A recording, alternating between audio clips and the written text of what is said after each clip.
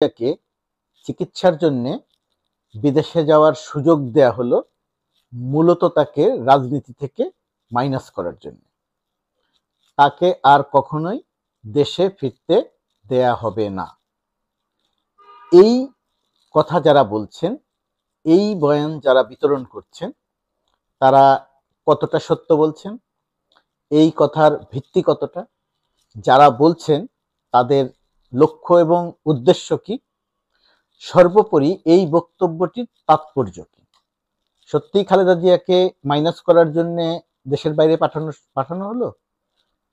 চিকিৎসা নেওয়ার জন্য বিদেশে যাওয়ার সুযোগ দেয়া হলো?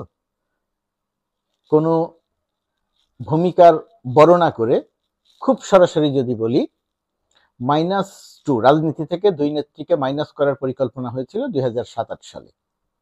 সেনা সমর্থিত তত্ত্বাবধায়ক সরকার পরিকল্পনাটি করেছিল। আওয়ামী লীগ এবং বিএনপির কিছু নেতা সেই পরিকল্পনার অংশীজন ছিলেন। এই এখন খালেদা জিয়াকে বিদেশে পাঠানো হলো, বিদেশে গেলেন তিনি চিকিৎসার জন্য, সেটাকে যারা মাইনাস বলছেন তারা ওই 2007-8 সালের -2 ফর্মুলার সঙ্গে এটাকে মিলাচ্ছেন। যে তখন যে পরিকল্পনা নেওয়া হয়েছিল সেই পরিকল্পনার অংশ হিসেবে বেগম খালেদা জিয়াকে বিদেশে যাওয়ার সুযোগ দেওয়া হলো এবং তাকে আর ফিরতে দেওয়া হবে না, তিনি আর কখনো ফিরবেন না, সুতরাং তিনি রাজনীতি থেকে সম্পূর্ণ বিচ্ছিন্ন হয়ে গেলেন। এবং বেগম খালেদা জিয়ার অবর্তমানে বিএনপির কোনো নেতা নাই। বিএনপির পরিণতি কি হবে, বিএনপি টিকবে না, বিএনপি ভেঙে যাবে, বিএনপি ধ্বংস হয়ে যাবে, ইত্যাদি ইত্যাদি, এটা নিয়ে কথা বলবো। এই এই যে বেগম খালেদা জিয়াকে মাইনাস করা হলো, এই আলোচনাটির অন্যতম প্রধান একটা উদ্দেশ্য যে -2 ফর্মুলাকে সামনে আনা। -2 ফর্মুলাকে সামনে আনলে কি হয়? -2 ফর্মুলাকে সামনে আনলে শেখ হাসিনার বিদেশে থাকাটাকে জায়েজ করা যায়। যে খালেদা জিয়াকে এখন পাঠালো হলো, শেখ হাসিনা আগেই গেছে, সুতরাং বাংলাদেশের রাজনীতি থেকে 2007 বা 2007-8 সালে যে 2 নেত্রীকে মাইনাস করার পরিকল্পনা করা হলো সেটা এখন বাস্তবায়ন করা হলো। যে শেখ হাসিনা আগেই দেশের বাইরে, এখন খালেদা জিয়াকেও পাঠানো হলো, সুতরাং -2 ফর্মুলা কার্যকর করা হয়ে গেল। এটা সূক্ষ্ম ভণ্ডামিটা হচ্ছে যে শেখ হাসিনার বিদেশে থাকা আর খালেদা জিয়ার বিদেশে যাওয়া দুটিকে এক করে উপস্থাপনের চেষ্টা করা হচ্ছে।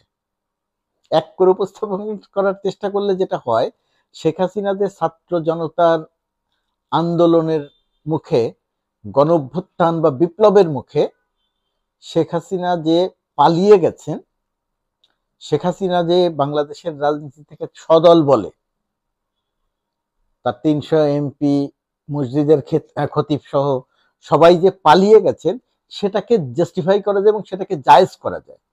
খালেদা জিয়াও বিদেশে, শেখ হাসিনাও বিদেশে। যে শেখ হাসিনা যেতে চান নাই, শেখ হাসিনাকে জোর করে পাঠানো হয়েছে। তিনি টুঙ্গিপাড়ায় যেতে চেয়েছিলেন, বিদেশে যেতে চান নাই, শেখ হাসিনাকে জয় বুঝিয়ে সুঝিয়ে রাজি করেছে, ইত্যাদি ইত্যাদি গল্প বলা হয়। অর্থাৎ যদি এই ফর্মুলাটা সামনে আনা যায় যে 2 নেত্রীকে মাইনাস করা হচ্ছে, তাহলে শেখ হাসিনার এই পালিয়ে যাওয়াটা, বিতাড়িত হওয়াটা আন্দোলনের মুখে, সেটাকে জায়েজ করা যায় এই বলে যে শেখ হাসিনাকে মাইনাস করা হয়েছে, অর্থাৎ তাকে পরিকল্পিতভাবে দেশের বাইরে পাঠানো হয়েছে। কিন্তু এটা মোটেই পরিকল্পিতভাবে দেশের বাইরে পাঠানো নয়। তার বিরুদ্ধে বিক্ষুব্ধ জনতা, বিক্ষুব্ধ ছাত্র জনতা বিক্ষোভ করেছে, আন্দোলন করেছে, বিপ্লব করেছে, গণঅভ্যুত্থান করেছে। গণঅভ্যুত্থানের প্রতীত স্বৈরাচার শেখ হাসিনা বিদেশে পালিয়ে গেছে। বেগম খালেদা জিয়া, তার নামে মিথ্যা অপবাদ দিয়ে, মামলা দিয়ে বন্দি, জেল দেয়া হয়েছে। পরিবর্তিত পরিস্থিতিতে তিনি বীরের বেশে জেলমুক্ত, মানে দণ্ডমুক্ত হয়ে বৈধ পাসপোর্ট ভিসা নিয়ে স্বেচ্ছায় বিদেশে গেছেন, সেখানে চিকিৎসা নিচ্ছেন এবং সেখান থেকে তিনি আবার ফিরে আসবেন। এই 2 জনের সঙ্গে বাস্তবে কোনো তুলনা চলে না, বিশেষ করে -2 ফর্মুলার সঙ্গে। সুতরাং -2 ফর্মুলার যারা বাস্তবায়ন করছেন, খেয়াল করে দেখবেন, 71 টেলিভিশনের কথা খেয়াল করে দেখেন, ওই প্রোপাগান্ডাটা খেয়াল করে, সেখানকার বয়ান বিতরণকারীদের খেয়াল করে, সেই যে বয়ান বিতরণ, সেই বয়ান বিতরণের ধারাবাহিকতায় এখন এসেছে যে বেগম খালেদা জিয়াকে মাইনাস করা হলো এবং বেগম খালেদা জিয়ার অবর্তমানে বিএনপির হালকে ধরবে। বিষয়টি উল্টাটা। শেখ হাসিনা জনধিকৃত, শেখ হাসিনা পতিত স্বৈরাচার, শেখ হাসিনাকে বিতাড়িত করা হয়েছে, শেখ হাসিনা গণহত্যা মামলার আসামি। আলোচনাটা হওয়া দরকার শেখ হাসিনার পরিবর্তে আওয়ামী লীগের নেতৃত্ব কে ধরবে, সেই আলোচনাটা না করে বয়ান বিতরণকারীরা এখানে এসে বলছেন যে বিএনপির হাল কে ধরবে। এই এত সংকটকালে বিএনপি পরিচালনা করছেন কে? লন্ডন থেকে তারেক রহমান আর দেশে মির্জা ফখরুল ইসলাম আলমগীর সহ একদল নেতা, এবং তারা যে কত দক্ষতার সঙ্গে পরিচালনা করেছেন সেটা বর্তমানে এসে দেখা যাচ্ছে। এবং বিগত কিছু বছরের বা বিগত কিছু দিনের তারেক রহমানের যে রাজনীতি, যে মার্জিত পরিপক্ক দৃঢ়তার সঙ্গে কথা বলার যে রাজনীতি করছেন, সেটা বাংলাদেশের বিএনপির ভবিষ্যৎ একটা উজ্জ্বল সম্ভাবনা তৈরি হচ্ছে। অর্থাৎ বাংলাদেশের রাজনীতি থেকে কাউকে যেমন মাইনাস করার চিন্তা করা হচ্ছে না, ছাত্র জনতা, বৈষম্য বিরোধী ছাত্র আন্দোলনের যে নেতৃত্ব, যারা দেশ পরিচালনা করছেন, তারা কাউকে বিতাড়িত করার, কাউকে মাইনাস করার চিন্তা করছেন না। আর বিএনপি কিভাবে চলবে সেটা বিএনপি চলার জন্য তারেক রহমান আছেন, মির্জা ফখরুল ইসলাম আলমগীর আছেন, এবং অত্যন্ত দক্ষ যোগ্য একদল নেতা আছেন, তারেক রহমান তো আছেন। সুতরাং বিএনপির হাল কে ধরবে সেটা মোটেই এই মুহূর্তের খুব গুরুত্বপূর্ণ আলোচনাও নয়, এবং এই আলোচনাটা করে সময় ক্ষেপণেরও কোনো কারণ নাই। এখানের মূল যে বিষয়, সেই মূল বিষয়টি হচ্ছে যে বাংলাদেশের রাজনীতি থেকে কাউকে মাইনাস করার পরিকল্পনায় কারো নেই, বর্তমান সরকারের নেই। একটা নির্দিষ্ট সময়ের কথা বলা হয়েছে, মার্চের মধ্যে দেশে নির্বাচন হবে, এদেশের রাজনৈতিক দলগুলো অংশ নেবে। প্রশ্ন উঠেছে আওয়ামী লীগ অংশ নিবে কিনা, নিতে পারবে কিনা। অবশ্যই আওয়ামী লীগ হয়তো অংশ নিতে পারবে, তার আগে আওয়ামী লীগের নেতাদের বিচার হবে, শেখ হাসিনা সহ গণহত্যাকারী নেতাদের বিচার হবে। সেই বিচারে যারা দোষী হবে তারা নির্বাচনে অংশ নিতে পারবে না। আওয়ামী লীগ যদি পরিবর্তিত পরিস্থিতিতে নতুন নেতৃত্ব নিয়ে আসে, তাহলে আওয়ামী লীগ দেশে রাজনীতি করতে পারবে। অথবা আওয়ামী লীগ এখন যদি গণহত্যার দায়ে অভিযুক্ত, যাদের নামে মামলা চলছে, তদন্ত হচ্ছে, বিচার হবে, তাদেরকে বাদ দিয়ে যদি নতুন নেতৃত্ব নিয়ে সামনে আসে, তাহলে নিশ্চয়ই তারা হয়তো রাজনীতি করতে সুযোগ পাবে। অবশ্যই তখন পাওয়া উচিত, তখন আমরাই কথা বলবো যে আওয়ামী লীগের নেতৃত্বকে, আওয়ামী লীগকে রাজনীতি করার সুযোগ দিতে হবে। কিন্তু তার আগে শেখ হাসিনা সহ গণহত্যাকারী, লুটপাটকারী, গুমকারী, তাদের তো বিচার হতে হবে। সেই বিচারের পরে রাজনীতি হবে, সেই বিচারের পরে তারা রাজনীতি করতে পারবে।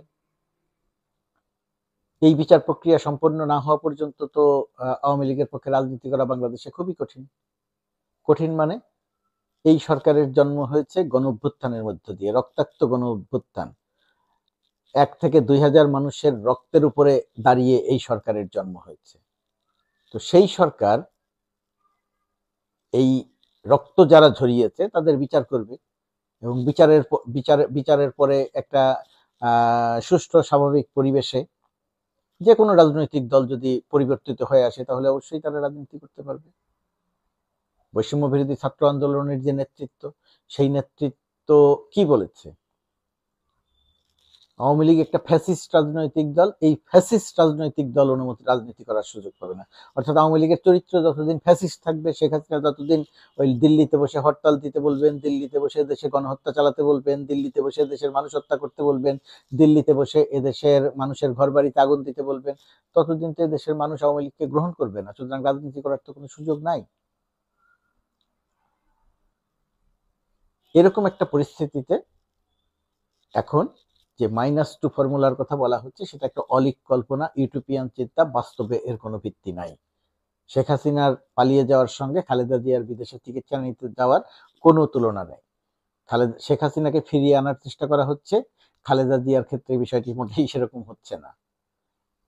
মনে খেয়াল করে শুনে দেখেন, খেয়াল করেন, শেখ হাসিনা পালিয়ে বিদেশে চলে গেছে, তাকে ফিরিয়ে আনার চেষ্টা করা হচ্ছে। পাসপোর্ট একটা তার সঙ্গে ছিল, সেই পাসপোর্ট বাতিল করা হয়েছে, কিন্তু ফিরে যাওয়ার সময় তার কাছে কোনো বৈধ ভিসা ছিল না। যদিও ভারতে যাওয়ার সময় লাল পাসপোর্টে ভিসা লাগে না, কিন্তু তার উপরেও সে ভিসা নিয়ে যায়নি। আর খালেদা জিয়া ইউকেতে গেছে বৈধ ভিসা পাসপোর্ট নিয়ে।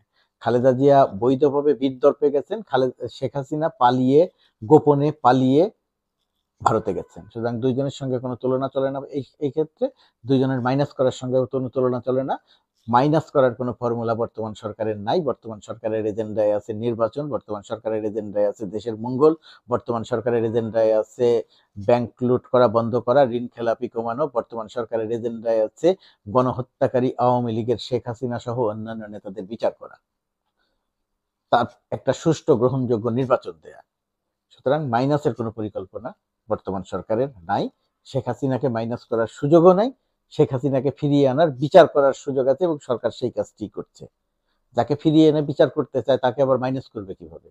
এই সমস্ত প্রোপাগান্ডা কারা চালাচ্ছেন? প্রোপাগান্ডা চালাচ্ছেন আওয়ামী লীগের একদল প্রোপাগান্ডাবাজ। আওয়ামী লীগের সবচেয়ে বড় শক্তি প্রোপাগান্ডা। আওয়ামী লীগের সবচেয়ে বড় শক্তি মিথ্যা প্রোপাগান্ডা, শতভাগ মিথ্যা প্রোপাগান্ডা। এই শতভাগ মিথ্যা প্রোপাগান্ডা চালিয়ে আওয়ামী লীগ জনগণের কাছে গণধিকৃত হচ্ছে। বিতাড়িত হওয়ার পরও আওয়ামী লীগ সেই সমস্ত প্রোপাগান্ডাবাজ, যে সমস্ত প্রোপাগান্ডাবাজরা জনগণের কাছে সবচেয়ে বেশি ধিকৃত, সেই সমস্ত প্রোপাগান্ডাবাজদের সামনে এনে এখন নতুন নতুন বয়ান দেওয়ার চেষ্টা করা হচ্ছে। তার মধ্যে একটি যে খালেদা জিয়ার এবং শেখ হাসিনা দুইজনকে মাইনাস করার পরিকল্পনা 2027 সালে নেওয়া হয়েছিল, এখন সেটা বাস্তবায়ন করা হচ্ছে। এরকম উদ্ভট, অবাস্তব, ইউটোপিয়ান প্রোপাগান্ডা দেশের মানুষের কাছে কখনোই কোনোদিন কোনোভাবে স্থান পাবে না। মেডিকেল ভর্তি পরীক্ষার মাধ্যমে কোটা আবার আলোচনার কেন্দ্রবিন্দুতে পরিণত হয়েছে। যে কোটা আন্দোলনকে কেন্দ্র করে যে কোটা আন্দোলনকে কেন্দ্র করে শেখ হাসিনার মতো দানবীয় সরকারের পতন, যে কোটা আন্দোলনকে কেন্দ্র করে 1 থেকে 1.5 মানুষের জীবন বিসর্জন, শহীদ হওয়া, রক্ত দেয়া, যে কোটা আন্দোলনকে কেন্দ্র করে 5 থেকে 600 মানুষকে মানুষের চোখ অন্ধ করে দেয়া, কারো 1 চোখ কারো 2 চোখ, যে কোটা আন্দোলনকে কেন্দ্র করে 20 থেকে 30,000 মানুষকে পঙ্গু করে দেয়া, শত শত হাজারো মানুষের শরীরে বুলেটের চিহ্ন বহন করা, সেই রক্ত এবং বুলেটের চিহ্নের উপরে দাঁড়িয়ে বর্তমান সরকার গঠিত হয়েছে, বর্তমান সরকারের জন্ম হয়েছে। কোটা আন্দোলনের আলটিমেট পরিণতিতে গঠিত হয়েছে বর্তমান সরকার। এখন প্রশ্ন হচ্ছে, সেই সরকারের সময়ে আবার কোটা প্রথা ফিরে আসলো অথবা কোটা প্রথা পুনরুজ্জীবিত হলো, অথবা যে কোটা প্রথা ছিল সেটাকে বাতিল না করে সেই কোটা প্রথায় মেডিকেল ভর্তি পরীক্ষা সম্পন্ন হলো এবং সেখানে দেখা গেল যে পরীক্ষার্থী পরীক্ষায় 73 নাম্বার পেয়েছে সে চান্স পাচ্ছে না মেডিকেলে, কিন্তু 41 বা 43 নাম্বার যে পেয়েছে সে মেডিকেলে চান্স পাচ্ছে।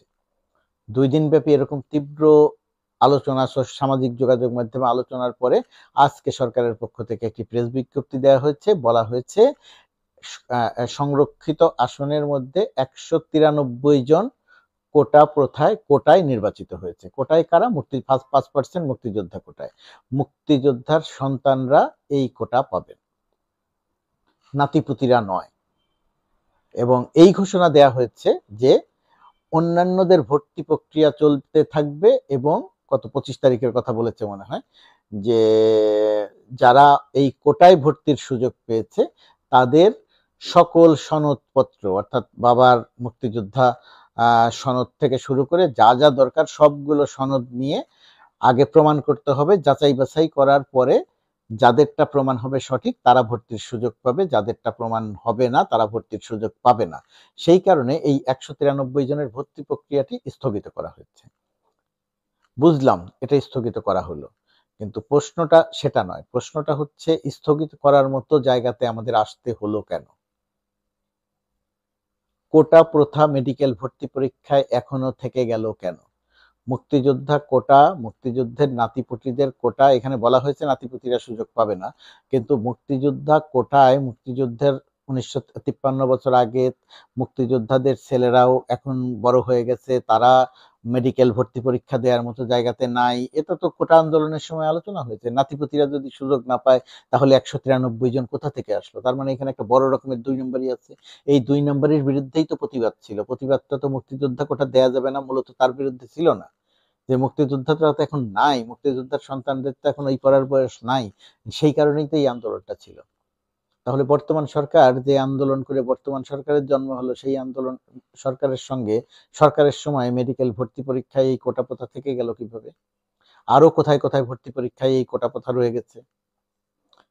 সরকারের সংশ্লিষ্ট মন্ত্রণালয়, বিশেষ করে শিক্ষা মন্ত্রণালয়, স্বাস্থ্য মন্ত্রণালয়, এদের অনেক বেশি সতর্ক হওয়া দরকার ছিল, যে সতর্কতাটা হয়নি। না হওয়ার কারণে সরকারের জন্য বিব্রতকর, আমাদের জন্যও বিব্রতকর। আমাদের আবার কেন কোটা নিয়ে কথা বলতে হবে এবং কোটা নিয়ে সামাজিক যোগাযোগ মাধ্যমে ট্রোল দেখতে হবে এবং ফ্যাসিস্ট আওয়ামী লীগ সরকার, ফ্যাসিস্ট আওয়ামী লীগাররা এটা নিয়ে কথা বলার সুযোগ পাবে। বৈষম্য বিরোধী ছাত্র আন্দোলন এই জায়গাটিতে এই কোটা প্রথার বিরুদ্ধে যাদের জন্ম হলো, তাদের ক্ষমতায় থাকা অবস্থাতে আবার এই কোটা প্রথা নিয়ে আলোচনা করবে, এটা তাদের জন্য চূড়ান্ত রকমের বিব্রতকর। স্বাস্থ্য মন্ত্রণালয়, শিক্ষা মন্ত্রণালয় কেন কাজটি করেনি, কেন এই কোটা প্রথা রেখে পরীক্ষার আয়োজন করলো, কেন এখন সংশোধনী দিচ্ছে, আর কোথায় কোথায় আছে সেই বিষয়গুলো কেন খতিয়ে দেখবে না? আমার মনে হয় আর একটু অ্যাক্টিভ হওয়া দরকার আমাদের এই সমস্ত মন্ত্রণালয়গুলোকে, এবং এই সমস্ত যে অসঙ্গতিগুলো আছে সেই অসঙ্গতিগুলো দূর করা দরকার। কোটা নিয়ে মানুষের হাহাকার, কোটা নিয়ে ফ্যাসিস্টদের আস্ফালন, এই ঘটনাটি কোনোভাবেই ঘটতে দেওয়া উচিত নয়। আমি বিশ্বাস করতে চাইব অমনোযোগের কারণে অথবা দৃষ্টি না দেওয়ার কারণে এই ব্যাপারটা হয়তো, কোটা প্রথাটা হয়তো মেডিকেল ভর্তি পরীক্ষায় রয়ে গেছে। এটার অবিলম্বে সংশোধন করা দরকার। আমি জানি না 193 জনের এটা স্থগিত করেই সমস্যার সমাধান হবে কিনা, সামগ্রিকভাবে আবার নতুন করে পরীক্ষা নেওয়া দরকার কিনা সেটা সংশ্লিষ্টরা ব্যাখ্যা, বিশ্লেষণ এবং গবেষণা করে দেখবেন।